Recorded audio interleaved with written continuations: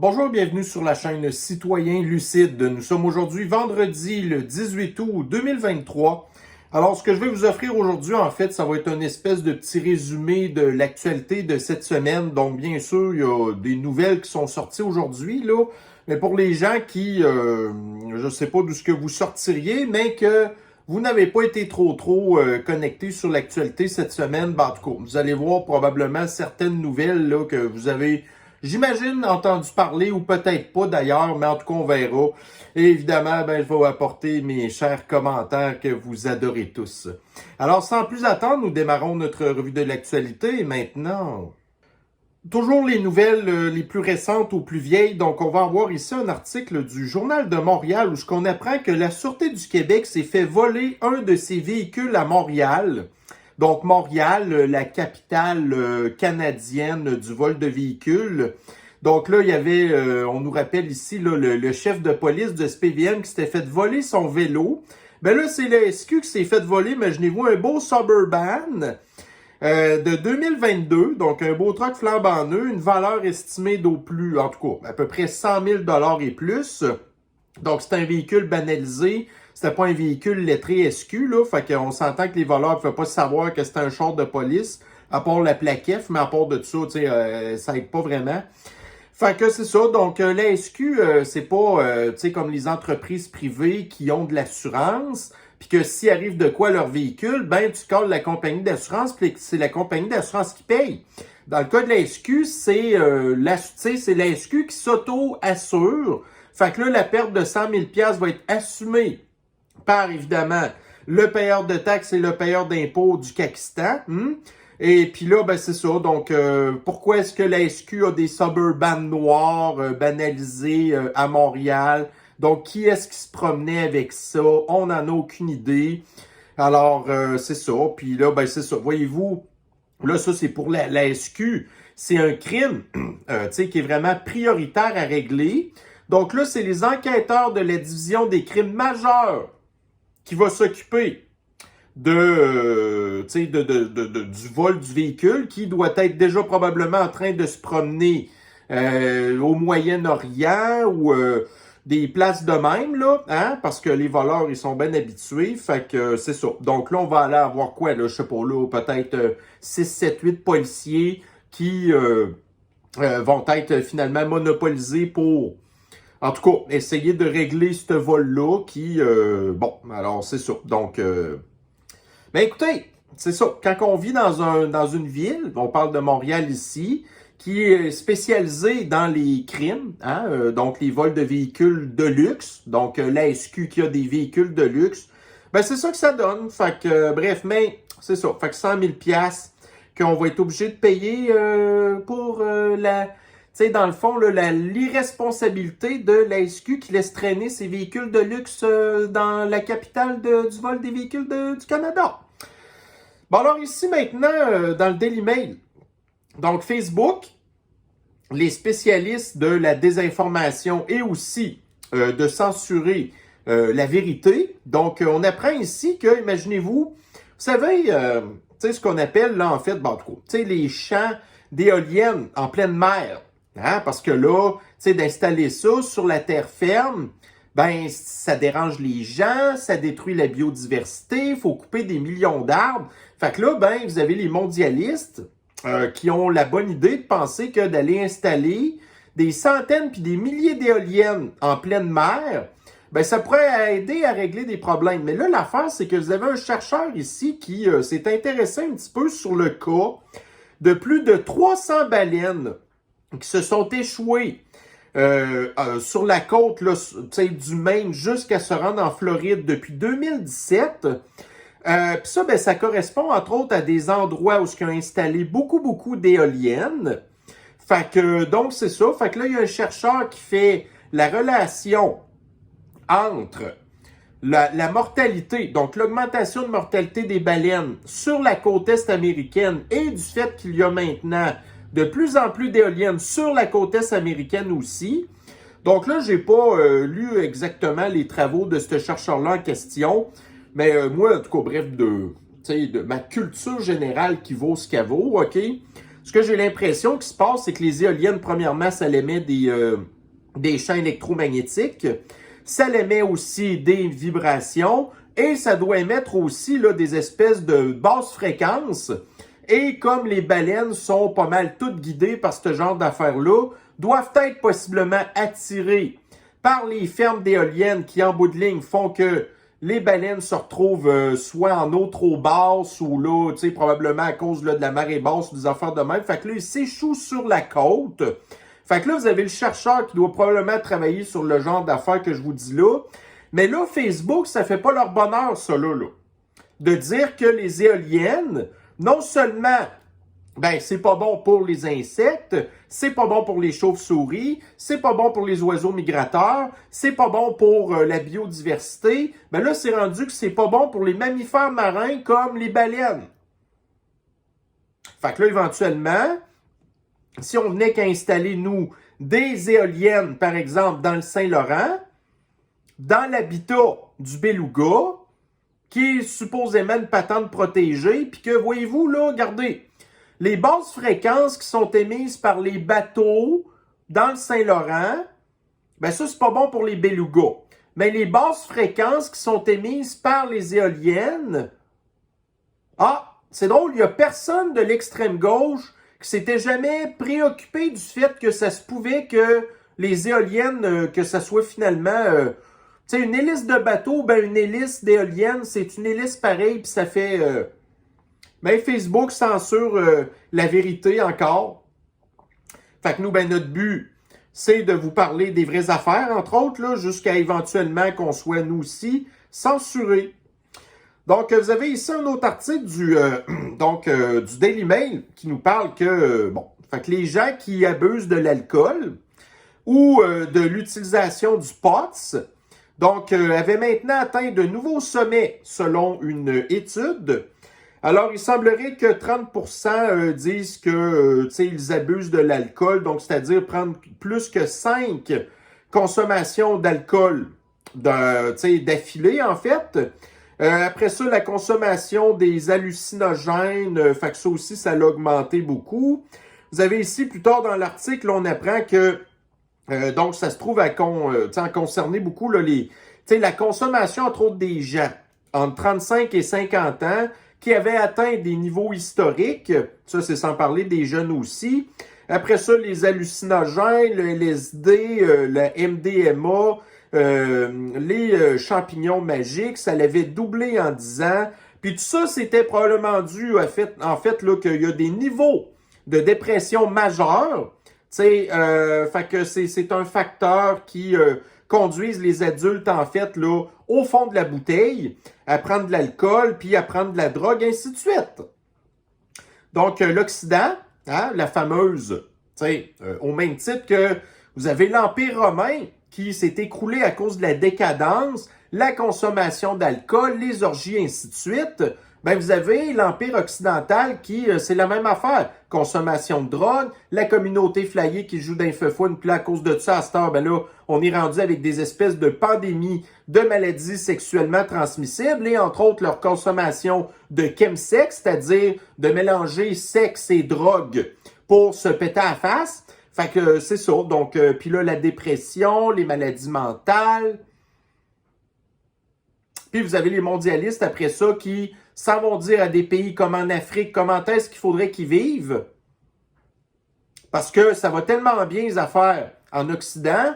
Et vous avez après ça des religions comme l'islam qui, on a vu la semaine passée, je pense que vous avez parlé de ça, en Irak, vous avez plus le droit de parler d'homosexualité ou des choses de même, là.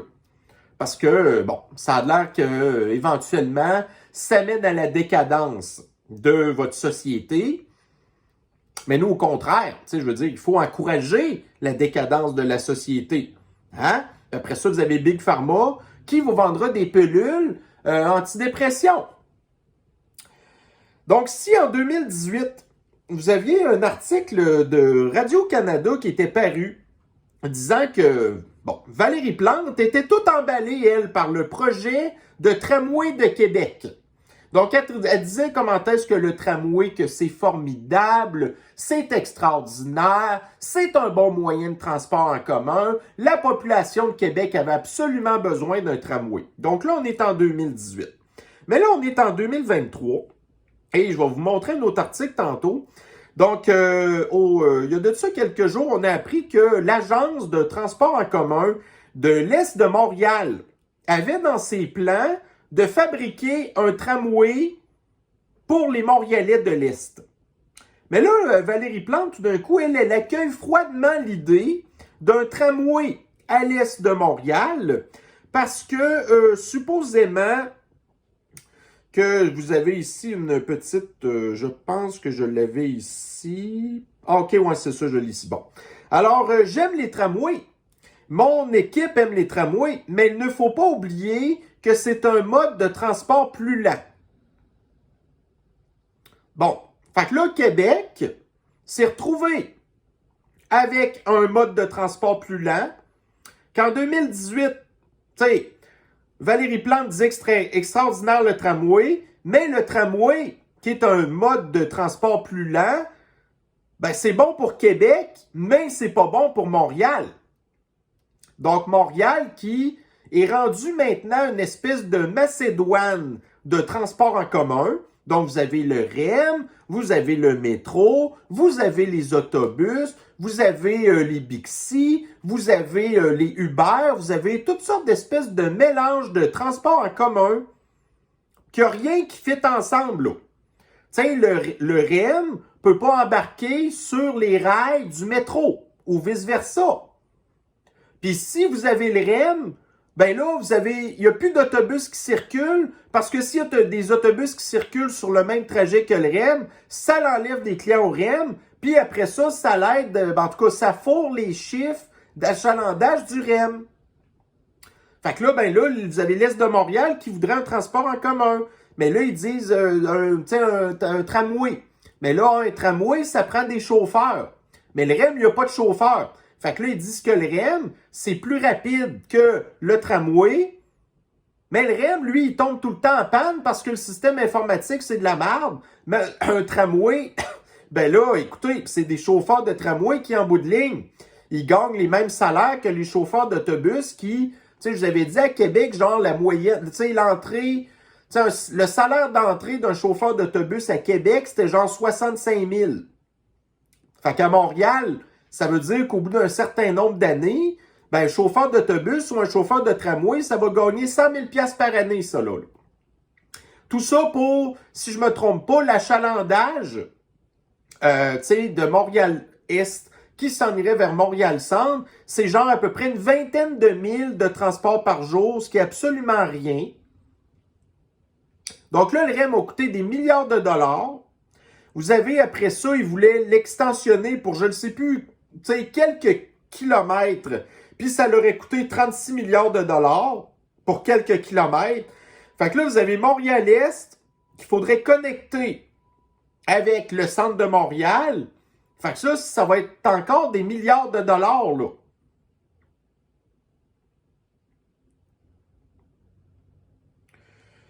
Alors ici, maintenant, nous avons un article toujours de TVA Nouvelles. Donc, bon, fait que là, vous avez TVA Nouvelles qui fait évidemment, la désinformation. Donc, les raisons derrière les méga-feux de forêt du Grand Nord. Donc là, c'est bien certain qu'ils ne parlent pas des dizaines de personnes qui se sont fait arrêter et accuser d'avoir allumé des feux criminels qui sont possiblement la cause de la grosse majorité des feux de forêt qu'il y a eu cette année au Canada, là. Mais voyez-vous, là, TVA Nouvelles, donc Québec, qui, bon, là, on parle des feux de forêt du Canada, mais vous avez ici TVA Nouvelles qui dit, tu sais, qui parle des, voyez-vous, là, regardez bien ça. Les experts qui analysent les feux de forêt du Canada.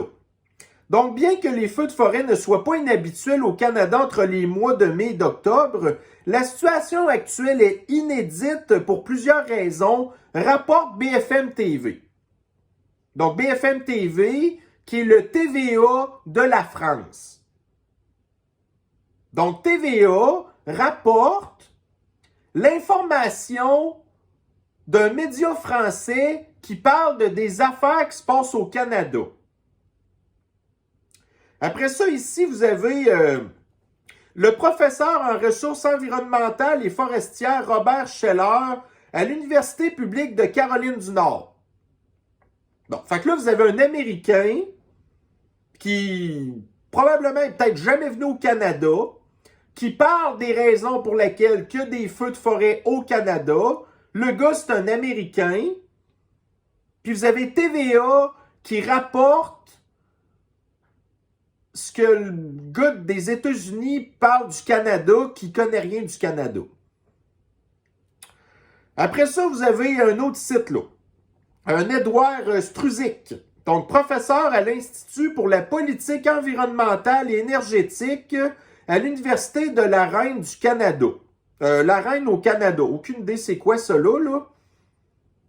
Donc, c'est un gars de l'extrême gauche, une secoupe qui doit être probablement ami avec le terroriste de Stephen Guilbeault.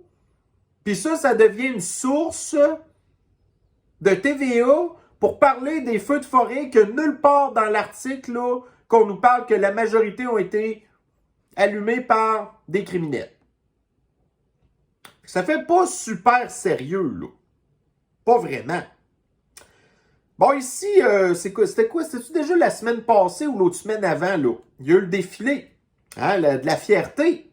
La fierté à Montréal, parce qu'il n'y a pas eu assez du mois de juin à se faire casser la tête avec ça. Le mois de mai qui nous préparait à se faire casser la tête avec le mois de juin, ben là, il fallait le retour de la communauté flyée à Montréal.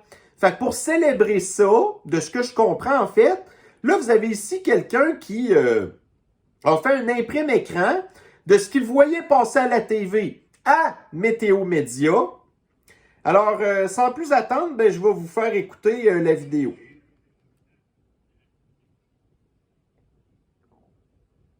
Et la météo devrait Tabarnak, c'est une joke, là. Donc, évidemment, ça prenait une drag queen qui n'a absolument aucune formation en météo ou quoi que ce soit, qui a été invitée à Météo Média pour faire, en fait, là, le bulletin météo, OK? Mais là, l'affaire, c'est que, bon, ça, c'est tel que tel, là, mais le truc, c'est que ça a été partagé ici par un compte Twitter X, là. Donc, Wall Street Silver, qui est basé aux États-Unis, qui a plus de 1 million d'abonnés. Et cette affaire-là, ça a été aussi partagé, je pense, par Libs of TikTok, qui a aussi plus qu'1 million d'abonnés. Et d'autres comptes importants aux États-Unis qui ont partagé ça. Des gens qui avaient quasiment jamais entendu parler du Québec, là. Et là, ici, vous avez le Québec est tombé. Donc, vous avez des transgenres qui, c'est ça, les bulletins météo. La météo, qui est au même titre que le climat. C'est supposé être une science, ça, là. Il faut que vous ayez certaines bases. Mais comme la science, ça n'existe plus quand vous faites partie du culte de l'extrême gauche, puis ce qui est plus important, c'est d'être woke et de choquer les gens, ben c'est ça que ça donne. Fait que là, le Québec, ben on a de l'air de quoi, là? À l'étranger. Ben on a de l'air d'une gang de clowns déguisés. Hein? Bon, ici, là, il va y avoir des élections partielles, en fait, dans le comté de Jean Talon à Québec, suite à... c'est qui a démissionné, donc? Je me souviens pas, en tout cas. Fait que là, ici, vous avez un sondage fait par la firme des Bill Léger qui a collé les gens du comté de Jean Talon, qui est à Québec, pour demander quelles auraient leur intention de vote. Alors, dans 32%, le PQ. 30%, la CAQ. 17%, Québec solidaire. Et 16%, le PLQ. Ça veut dire que vous avez seulement 5% de la population de Jean Talon qui serait prête à voter pour le non-continuum, donc le Parti conservateur du Québec. Mais ça, voyez-vous, c'est comme je dis ici en haut dans mon titre, là, Les mondialistes ont raison de prendre la majorité du peuple pour des imbéciles. Vous avez ici 95% des Québécois qui sont imbéciles parce que vous avez ici les intentions de vote. Parce que nous, au Québec, on est toujours le top de la médiocrité. Puis quand on fait parler de nous, ben c'est parce qu'il y a des drag queens qui font les bulletins météo à Météo Média. C'est ça que les gens pensent du Québec. Une gang d'attardés mentaux, unilingues, rétrogrades, qui sont pourris dans tout, avec les plus hauts niveaux de taxes puis d'impôts de l'Amérique du Nord. Puis les gens votent pour le continuons. Continuons. Donc la CAQ, c'est le continuons. Puis le PQ, c'est encore pire. C'est encore plus woke, puis c'est encore plus vert, puis c'est encore plus rétrograde que le parti du continuum. Et les gens votent pour ça.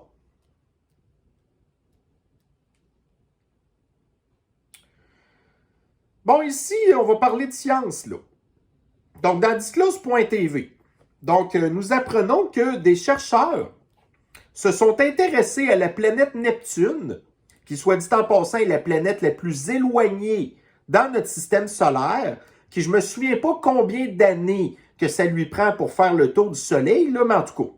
Donc là, les chercheurs sont comme restés super bêtes de se rendre compte que l'activité nuageuse sur Neptune était affectée par l'activité solaire qui s'échelonne sur une période de 11 ans.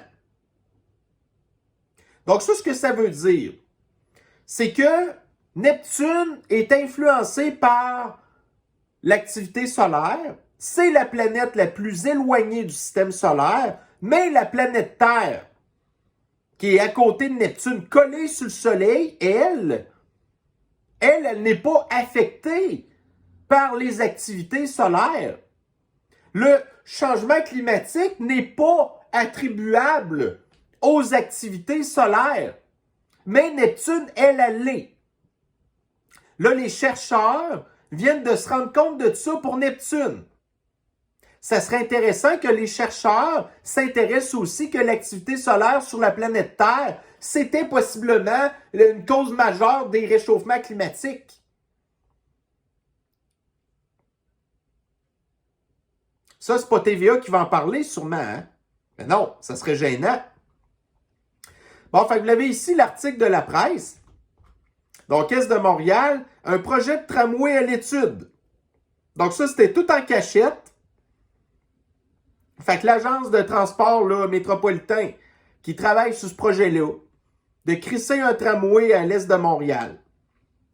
Eh bien, mais selon Valérie Plante, qui est un moyen de transport lent, pas efficace, puis elle aime mieux des trains automatisés qui tombent en panne tout le temps. Bon, ici, on a parlé un petit peu tantôt là, de la société occidentale décadente, ainsi de suite. Donc, vous avez ici, là, Chen Yun Xiaoping.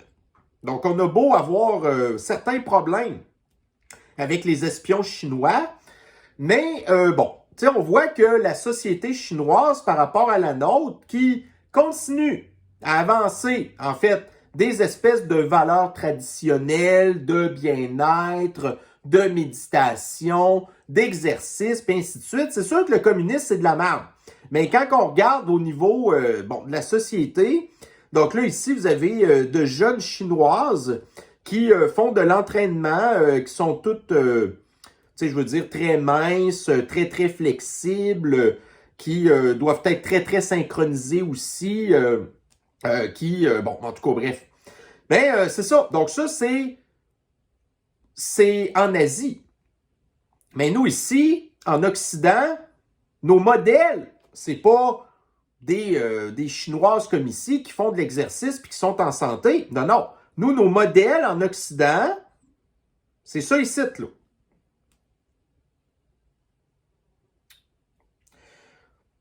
Écoutez, j'allais dire des affaires méchantes, mais vraies, qui sont surtout la réalité, mais je pense qu'une image vaut 1000 mots. Donc, vous comparez la société occidentale versus la société asiatique,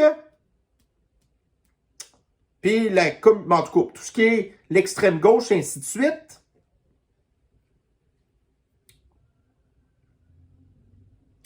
Ici, dans le devoir, revenons au transport en commun. Donc, la Caisse de dépôt et de placement se dit fière de son REM. C'est sûr que la CDP ne va pas parler de tous les problèmes qu'il y a eu et qu'il y a encore. Comme par exemple, les espèces de trucs distributeurs, de tickets qui ne fonctionnent pas. Genre, le 2/3 des machines distributrices de tickets de REM ne fonctionnent pas, sont en panne, je ne sais pas pourquoi, mais la CDP est fière de son REM. La CDP c'est le bas de laine de la retraite des Québécois qui va perdre des milliards de dollars là-dedans, qui va certainement pas dire, écoutez, on s'est trompé, on a fait une erreur, puis qu'en bout de ligne, que ça va pas super bien, c'est le gouvernement qui va racheter ça. Là. Le gouvernement, c'est qui? C'est le payeur de taxes et d'impôts, qui se fait pas encore assez ramasser. Donc, OK. Donc, l'économie va pas super bien, on le sait pertinemment. Donc, écoutez, pour les gens qui me suivent depuis longtemps, vous savez, je vous ai déjà parlé pas mal, puis ça remonte à plusieurs mois, là, de le fameux Evergrande, qui est une compagnie immobilière chinoise, donc qui fonctionne selon le régime communiste, qui, en fait, là, a des centaines, c'est pas des milliers de bâtiments partout en Chine, qui doit probablement héberger des millions de Chinois. Donc, c'est une espèce de groupe sélection, version chinois, mais pas mal plus gros, dans l'immobilier, qui vient de se déclarer en faillite aux États-Unis, parce qu'il semblerait qu'ils avaient des activités aux États-Unis. Fait que Evergrande, c'est un petit peu aussi une espèce de BlackRock, ça là. BlackRock qui investit beaucoup dans l'immobilier. Tu sais, vous aviez, là, admettons, la compagnie Cominor ici au Québec qui louait plein de bureaux partout, qui a été racheté, c'est pas par BlackRock, là, c'est un autre Blackstone, je pense, Blackstone si je me trompe pas, mais qui est genre une espèce de BlackRock. Fait qu'Evergrande, qui est une espèce de BlackRock ou de Blackstone, qui fait faillite, est-ce qu'éventuellement, on va s'attendre à ce que, ça va peut-être être dans plusieurs années, là, mais est-ce que des compagnies comme BlackRock puis Blackstone, que ça fait faillite parce que ils travaillent sur le même modèle d'affaires qu'en Chine? Tu sais, vous avez d'ailleurs BlackRock là, qui dit « Oh, nous, on va investir des milliards de dollars en Ukraine. » OK, c'est ça. Tu sais, si le REM, c'est un puits sans fond puis un éléphant blanc, imaginez-vous l'Ukraine, là. Puis BlackRock, ça fait aussi des fonds d'investissement comme la Caisse de dépôt et de placement. Ça gère des milliards de dollars de fonds de pension des Américains.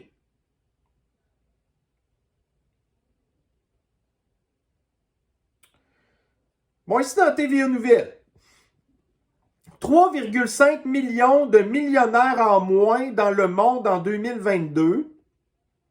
Donc, moins de riches, à cause des taux d'intérêt puis l'inflation. Mais là, j'ai vu à d'autres places, là, il semblerait qu'en France, le nombre de millionnaires a augmenté. Sauf que, ce qu'il oublie de dire, c'est que oui, le nombre de millionnaires a augmenté en France, mais la population a beaucoup augmenté en France aussi. Donc, per capita, il y a moins de millionnaires en France qu'il y en avait avant. Vous avez ici, là, malgré cela, les inégalités continuent d'augmenter, alors que le 1% des ménages les plus riches, vous savez, là, ça, c'est eux qui représentent 10% des émissions de gaz à effet de serre de l'aviation. Parce que, tu sais, vous avez sur le 80, mettons, sur le 100% des émissions de gaz à effet de serre faites par l'aviation, 90%, c'est des vols commerciaux, puis 10%, c'est des jets privés qui sont détenus par 1% de la population qui détient aussi 44,5% de la richesse globale. Ça, j'ai bien de la misère à croire ça, que c'est seulement 44,5% de la richesse, là. Moi, j'aurais plutôt tendance à dire 60% minimum.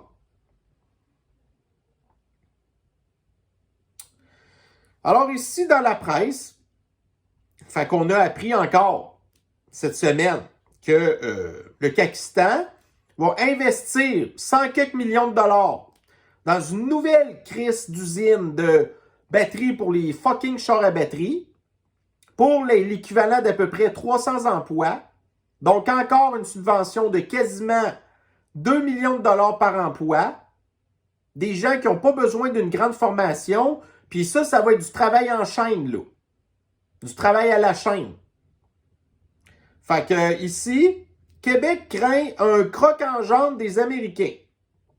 Parce que nous, l'argent qu'on mettrait, ben les Américains seraient capables d'en mettre pas mal plus.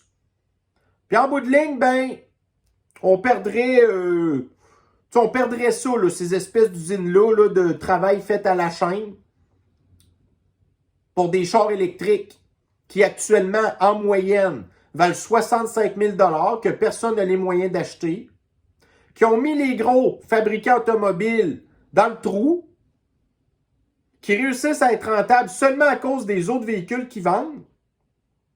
Fait que là, vous allez avoir l'usine de Ford, de GM, dans le bout de Nicolette, des véhicules que les gens n'achètent pas, des centaines de millions de dollars pour rien. Donc, vous avez ici, là, Nano One, je sais pas trop, là. Donc, Washington a débloqué l'année dernière une enveloppe de 370 milliards de dollars US pour mettre en place une filière des batteries pour véhicules électriques. Donc, puis là, ici, vous avez... OK, ouais, c'est ça. Puis ça, c'est une autre affaire, là. Donc là, les fabricants de chars à batterie occidentaux qui vendent en moyenne leurs chars électriques 65 000 $, ben là, on est de plus en plus envahi par des véhicules électriques qui viennent de l'Asie. Donc là, entre autres, là, vous avez entendu parler dans les derniers mois que ça fait une couple de fois que Tesla baisse quand même sensiblement le prix de ses véhicules parce que les Tesla à cette heure sont fabriqués en Chine. Là, vous avez des fabricants d'automobiles en Chine qui maintenant ont... la Chine est devenue le plus grand producteur de véhicules au monde. Qui sont capables de produire des chars électriques moins chers que les constructeurs occidentaux. Donc là, vous avez un nouveau fabricant de voitures à batterie qui va faire son entrée aux États-Unis bientôt. La compagnie s'appelle VinFast. C'est une compagnie du Vietnam qui doit être probablement capable de fabriquer et de vendre ses véhicules encore moins chers que ceux de la Chine. Fait que là, VinFast va arriver ici. Les gens n'ont plus d'argent. Ils vont commencer à acheter des chars VinFast, des chars chinois, ainsi de suite. Donc, les fabricants de voitures automobiles occidentaux, ils se rendent pas compte, là. Là, ils perdent déjà de l'argent à cause des chars à batterie. Puis en plus, ils sont en train de faire face à une concurrence qui n'ont pas les moyens de se battre contre. Puis ça, l'industrie automobile, là, c'est des millions, puis des millions, puis des millions d'emplois occidentaux qui dépendent de ça.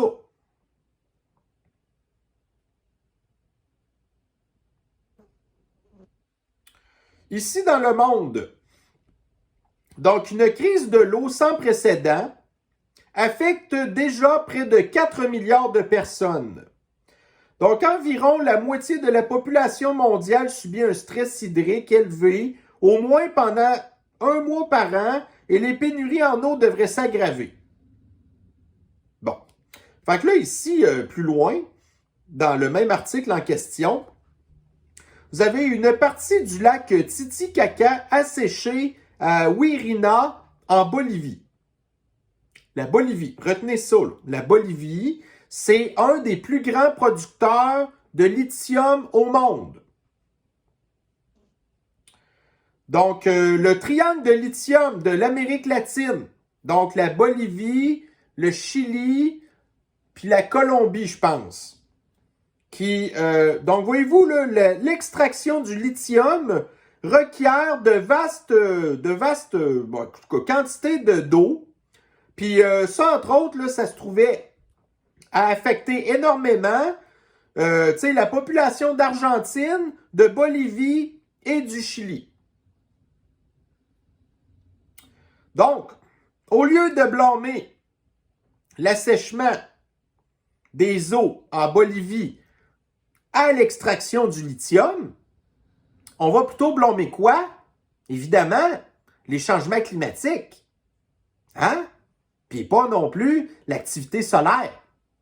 Ou le fait que, depuis qu'on a changé la réglementation sur les émissions de gaz à effet de serre, ça a baissé aussi les émissions de microparticules qui servent de bouclier contre les rayons solaires qui maintenant se rendent à la surface et qui réchauffent des endroits qui sont... on s'entend, la Bolivie, c'est en plein milieu là, des rayons solaires. Fait que ça fait encore plus là, d'évaporation pis tout. Là. On va blâmer des fausses affaires. Puis, là, ils disent une crise de l'eau sans précédent. Bon, fait que là, il y a de plus en plus de gens qui n'ont plus d'eau potable ou de l'eau qui peut servir, entre autres, là, à faire de l'agriculture. Puis là, j'ai vu encore un article, je pense que c'était aujourd'hui, en rapport avec le fait que, dessaler l'eau, c'est-à-dire prendre de l'eau de mer pour enlever le sel dedans, pour la transformer en eau potable, c'est pas une bonne idée faire ça. Parce que ça prend beaucoup d'énergie, puis là, après ça, vous envoyez de la saumure dans l'eau, blablabla. Donc, d'un côté, on dit la population manque d'eau. D'un autre côté, la population essaye de se faire de l'eau elle-même. Mais là, c'est pas une bonne idée. Tu sais, construire des chars à batterie, ça détruit pas l'environnement, ça, là. Ben non. Ben non. Ça prend... Écoutez, je vous l'avais dit là, dans une de mes dernières revues de l'actualité, pour construire un char électrique, ça prenait genre... Il me semble que c'est une affaire comme 10 000 litres d'eau. Tu sais, c'est juste... Ça n'a pas d'allure, là. Mais, bon, on fera pas... Tu sais, on n'ira pas creuser au fond de la cause du pourquoi que c'est comme ça. Puis vous avez Fitzgibbon... Puis Legault, cette semaine, qui était tout fier d'annoncer la fabrication de batteries au lithium, qui ça coûte quoi, des batteries au lithium? Tu sais, je vous ai dit, là, à peu près 10 000 litres d'eau pour une batterie de char à batterie. Puis cette année, on nous a parlé qu'il fallait qu'on commence à surveiller notre consommation d'eau. Mais quand ça vient le temps de construire des affaires, qu'on finance des millions de dollars par emploi, que ça ne sert à rien pour des affaires que personne n'a les moyens d'acheter, ça commence à être... c'est révoltant, là, sérieux, on commence à être à bout. Tiens, justement, en parlant de ça, là, cette semaine, Fitzgibbon, qui a dit en entrevue, genre à Denis Arcand, je pense, qu'il fallait... qu'il y ait, d'ici à 2050, 50% moins de véhicules sur la route. Pendant que lui, on a appris qu'au mois de juin, il est allé s'acheter une moto BMW qui vaut au-dessus d'une trentaine de mille de dollars.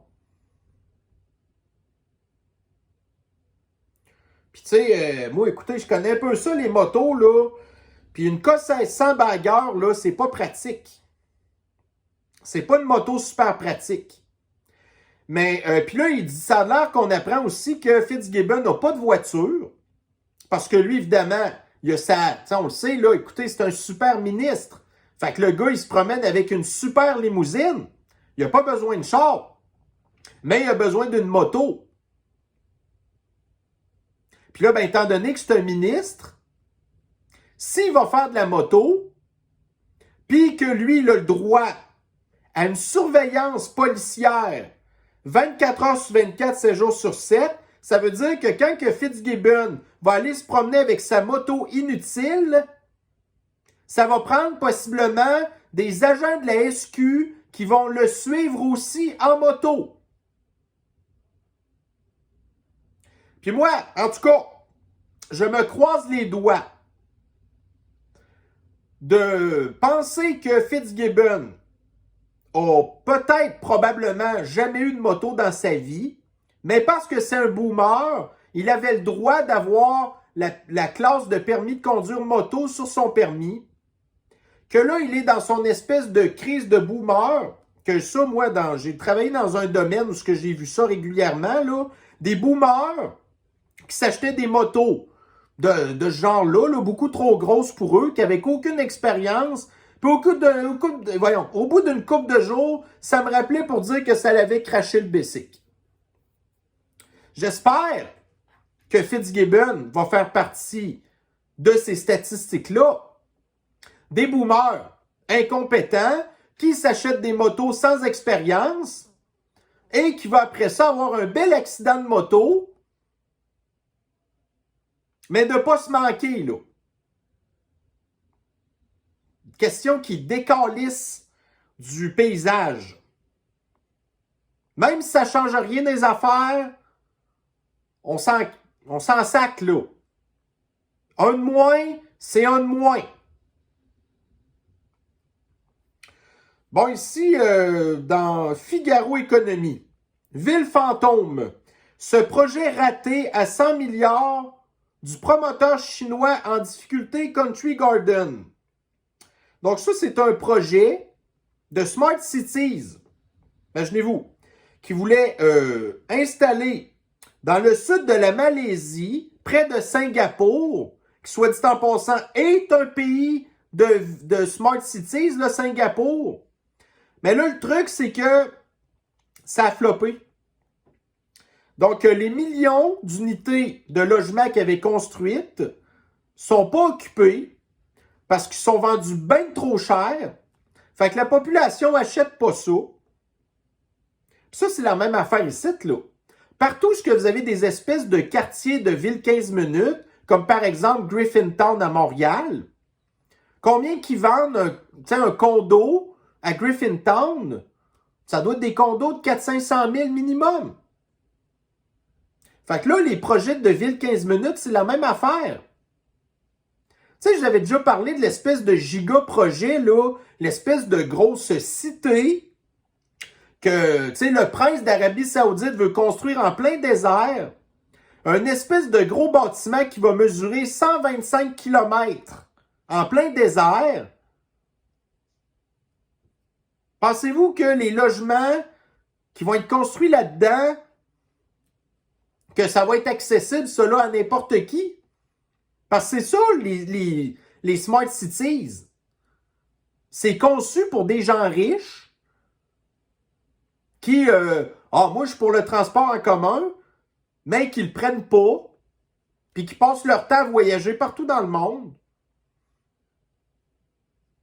Fait que, regardez, si les projets de ville 15 minutes fonctionnent pas en Asie, là où ils ont de l'argent, puis qui ont le bassin critique de population nécessaire pour ce genre de projet-là, ça marche pas là. Imaginez-vous, ça marchera pas plus ici, là. Tu sais, vous avez des villes en Chine qu'il y a plus de population. Ben, en tout cas, il y a l'équivalent de population à peu près quasiment de la moitié de la population du Canada dans une ville.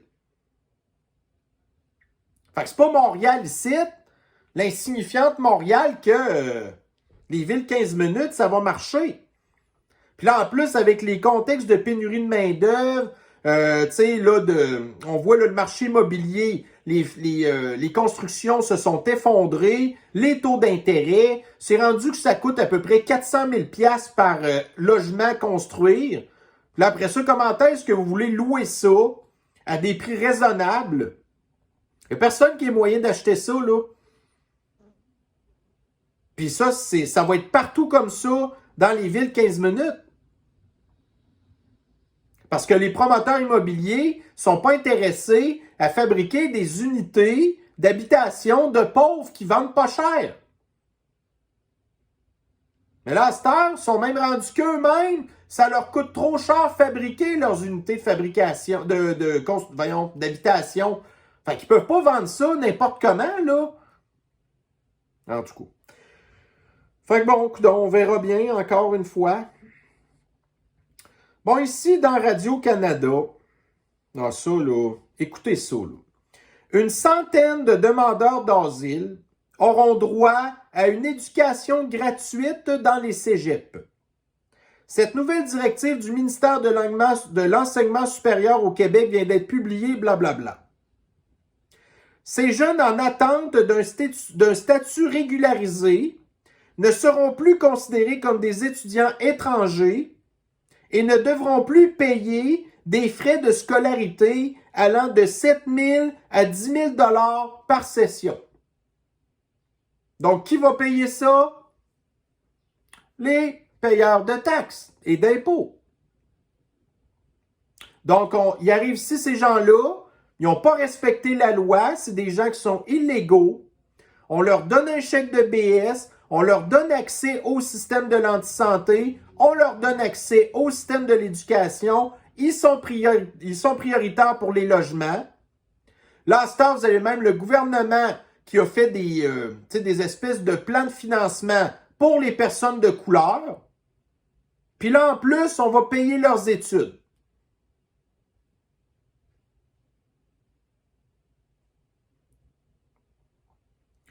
Tu sais, encore cette année, là, des écoles de Québec à la recherche de profs non qualifiés pour la rentrée. Profs non qualifiés, des postes non comblés, blablabla. Bla, bla. Ça, c'est le système de rééducation communiste du Pakistan. On manque de profs, on n'est pas capable de donner de l'éducation sur le sens du monde à nos propres jeunes à nous, mais on est capable, par contre, de payer les études de des gens qui n'ont même pas respecté la loi sur l'immigration et les frontières.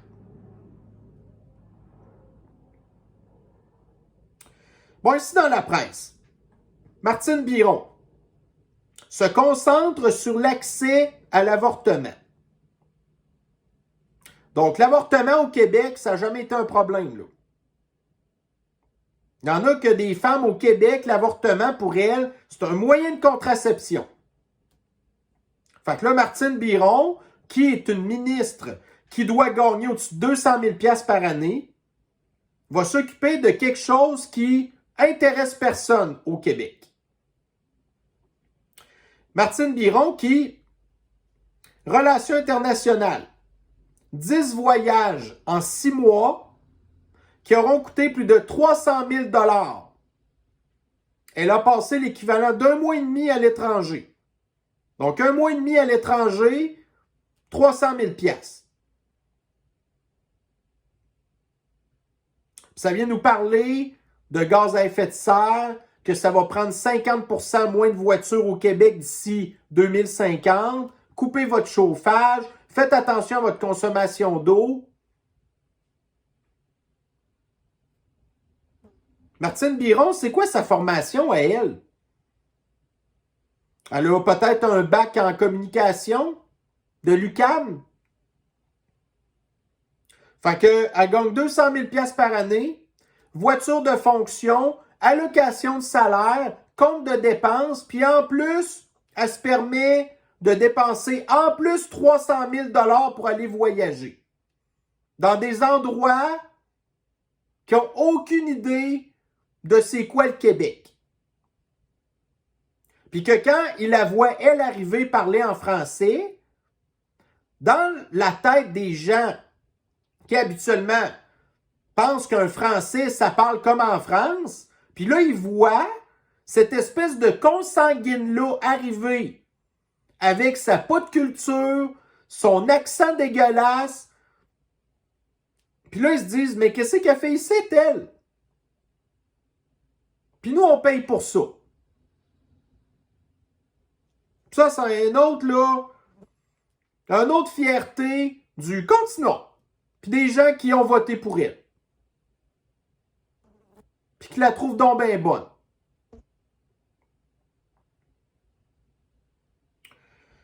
Bon, ici, là, dans le Presse Citron, habituellement, on s'en sac là, du presse citron, sauf que là, l'affaire, c'est que, regardez, ce qu'il parle là, tu sais, ça peut pas exister, là, honnêtement, OK? J'en ai déjà vu passer des affaires de même, puis là, en tout cas, je me suis dit, gars, on va le prendre cette fois-ci.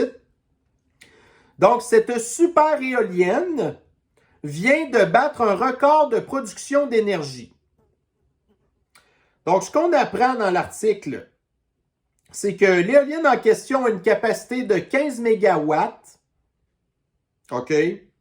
Ils disent que ça pourrait produire de l'électricité pour à peu près 20 000 foyers, ce qui n'est pas grand-chose, là, soit dit en passant. 15 mégawatts, c'est l'équivalent de 1,1% de la production du réacteur de Gentilly 2 qui a été fermé en 2013 puis qui n'était pas du tout un réacteur nouvelle génération. Là.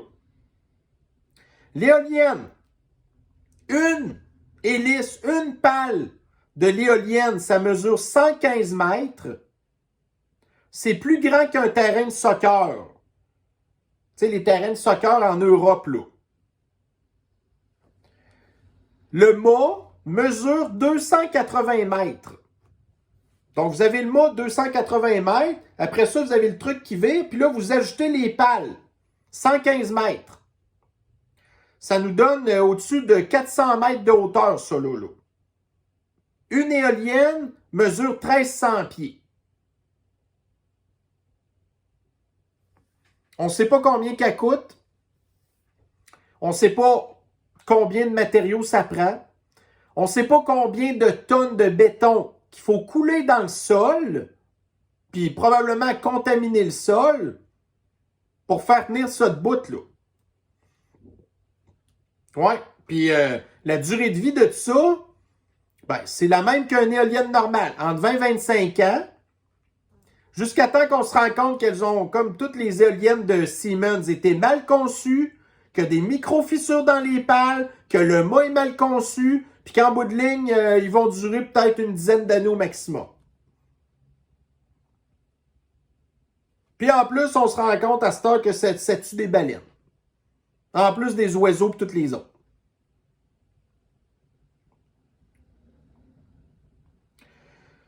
Bon, fait que ici, ben c'est ça. Ça en revient là, au fait que je vous avais parlé tantôt de l'annonce là, de l'usine de fabrication de batteries à Nicolette. Fait que vous avez ici, dans le Figaro, la grande désillusion des startups qui ont voulu imiter Tesla. Donc, des compagnies de voitures comme Lucid, Rivian, Fisker, Lordstown Motors, en tout cas, whatever. Tout ça a chié. Des compagnies qui sont toutes sur le bord de faire faillite. Puis ceux qui réussissent, ben, c'est les fabricants chinois puis asiatiques. Puis ça, les gouvernements ont investi encore là des millions de dollars dans ces marques-là. Pourquoi? Pour flopper. Toutes des chars qui... Personne ne connaît ces marques-là. T'es un riche, t'achètes ça, ça te coûte 120 000 $. Après ça, le char, il ne vaut plus rien. Parce que comparé à certains véhicules de collection, comme par exemple des Porsche, il y a certaines Porsche que vous achetez là, puis que quand vous les sortez du garage, ils valent déjà plus cher que le prix que vous avez payé. Mais ça, c'est le contraire avec les chars électriques. Des marques qui sont sur le marché pendant une couple d'années, qui floppent, que vous avez payé les yeux de la tête, ça vaut pas de la merde. On se rappelle ici dans Fortune. Ford, il pense perdre 4,5 milliards de dollars dans les chars électriques cette année, mais il va être capable de quand même faire suffisamment d'argent à cause des autres affaires qu'il vend, qui ne sont pas des chars électriques. Hein? Fait que, ouais, les chars électriques, là, la 4e révolution de classe, on va créer des bons emplois. Des bons emplois bien rémunérés. Ah ouais? 2 millions de dollars de subventions par emploi, que ça prend un secondaire 5, puis tout ce que tu fais, c'est visser des affaires là, à la chaîne pour des batteries.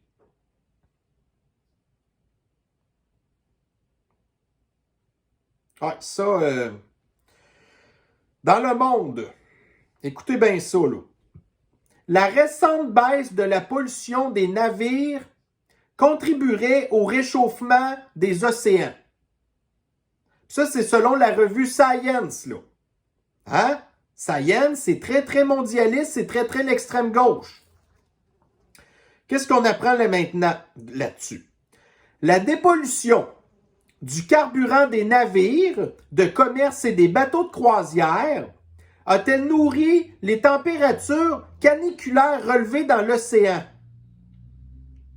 La revue Science se pose la question début août dans une synthèse d'articles de la nouvelle réglementation abaissant fortement la teneur maximale en soufre du fioul utilisé par les bateaux. Cette norme mise en œuvre par l'Organisation maritime internationale depuis le 1er janvier 2020 permet de réduire les émissions de particules fines au bénéfice de la santé humaine et des écosystèmes, mais elle a un impact sur la formation et la réflectivité des nuages de basse altitude qui renvoient une part du rayonnement solaire. Donc, en résumé, ce que ça veut dire, c'est que la pollution de l'air empêchait une trop grande quantité de rayons solaires d'atteindre la surface, que là, en ayant dépollué les carburants et ainsi de suite, ça a émis moins de microparticules dans l'atmosphère. Et là, maintenant, plus de rayons solaires atteignent la surface de la planète et des océans. Donc, les océans sont réchauffés à cause de ça et la surface de la planète est réchauffée à cause de ça. Donc, en 2020, il y a eu une baisse des émissions globales de gaz à effet de serre à cause du confinement, à cause de la sniffles. Ça a baissé là, à peu près, c'était pas loin de 20% des émissions de gaz à effet de serre puis de microparticules dans l'atmosphère. Les scientifiques se sont rendus compte que la Terre s'est réchauffée plus rapidement en 2020 à cause de ça. Fait que là, on a une autre affaire qui va participer au réchauffement climatique, prétendument pour sauver la planète. On va causer plus de réchauffement climatique. Fait que nous, on fait des efforts, en fait, obligés, à cause, là, entre autres, là, de l'inflation, du prix de l'essence, ainsi de suite. Nous, là, la population a diminué nos émissions de gaz à effet de serre, mais à cause de la réglementation des mondialistes, le réchauffement climatique s'est accéléré. Et pourtant, on paye des taxes carbone, là. Fait que, écoutez, c'est pas chic, hein?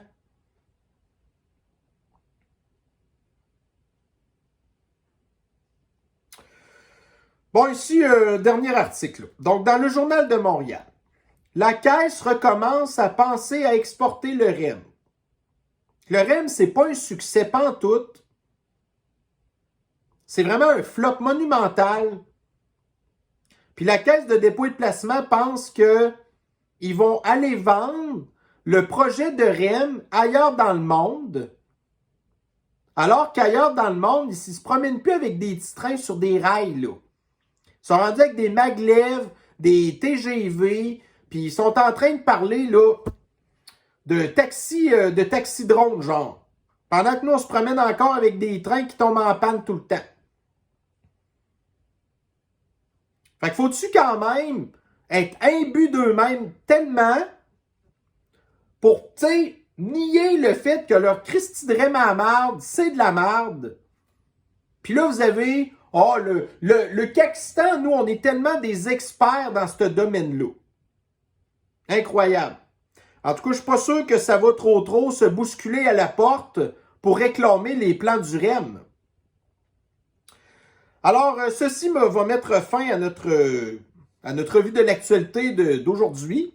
Alors, je vais vous souhaiter, bien sûr, une bonne fin de journée, une bonne soirée, une excellente fin de semaine. Abusez pas trop de l'alcool ou des drogues parce que vous êtes déprimé. à cause du grand reset et ainsi de suite, comme on a vu dans l'article tantôt.